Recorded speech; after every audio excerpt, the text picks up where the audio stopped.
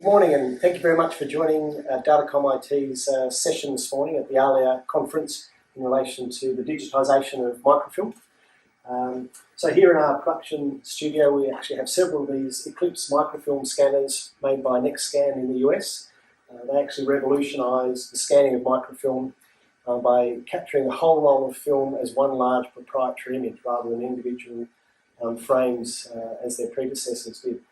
What that benefit gives us is the ability to capture it all, ensure we've captured the whole roll of film, and then go through and do all of the audit and output needed to address our clients' requirements.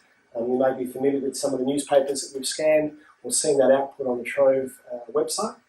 But what I'm going to do is to get Seepa, our experienced operator here, just to come in. We'll zoom in on the software and show you how it performs the capture as well as the audit and output of those images.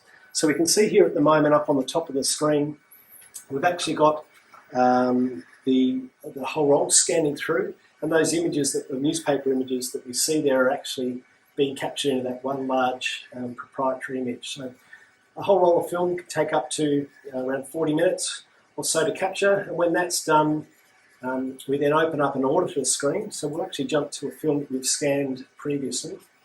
So in this instance here, what you're seeing on screen is all of the frames that have been captured using the software.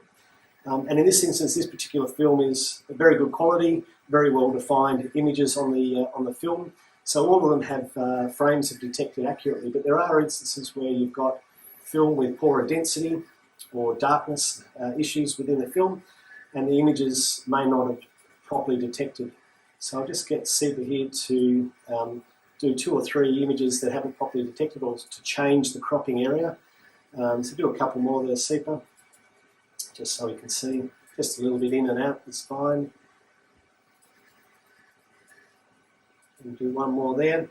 And so one of the software options that this Nexstar software has is a feature called Blackout. And what that does, it shows us the areas on the film, remembering this is one large proprietary image, that haven't been properly detected. So here, the areas that you can see there that are black are where the software has detected a newspaper frame or a microfilm frame, and the areas where we can see content are where it's misdetected. So you can see that Seepa is able to grab the cropping tool and actually adjust out that image so that we ensure we do capture it. In this instance, we've detected each frame in full as one image, but there are instances where clients would want to have a newspaper captured where each page is captured separately. That's right. If you jump out of the blackout sequence, just show, you can zoom in and have a look at an instance there where we can have 2 pages detected separately. So that can be set up in the settings. Once again, it will do that automatically, and it may need an operator to go through and adjust that so that we've got the pages detected correctly. There we go. So we can see there's one entire image there. But if we've got an example where we've detected 2,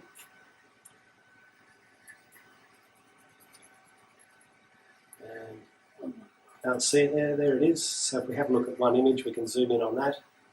If we just double click, we can zoom in and see how it's captured.